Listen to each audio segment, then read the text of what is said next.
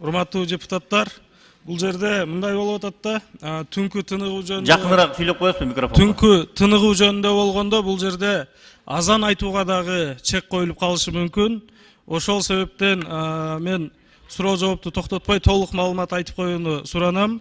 Ошол эле учурда мынакей курулуш тармагында дагы кечки саат 10дон токтотойлу деп айтып атат да. Бүгүнкү күндө мына 1-июньдан сентябрга чейин Бишкек мэриясы тарабынан, транспорт министрлиги тарабынан курулуш чоң грузовой машиналарга жүрүүгө чектөө коюлган.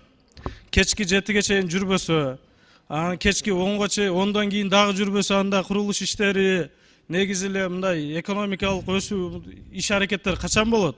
7ден кийин 2 саат пробка болуп калып атат. Ошол себептен мен суранат элем, мына мени аягына чейин чыгарып коюңуздар. Ошол эле мына азан боюнча да жазылган жок бул жердечи. Азан айтуу, уруксат же болбосо шум, жана шум менен ченеп туруп, биздин молдолорубузду барып 2000 сомдон 10.000 сомго чейин штраф салып коюшу мүмкүн. Урматтуу депутаттар, мен сиздерди бул мыйзамга каршы добуш берүүгө чакырам. Чоң рахмат.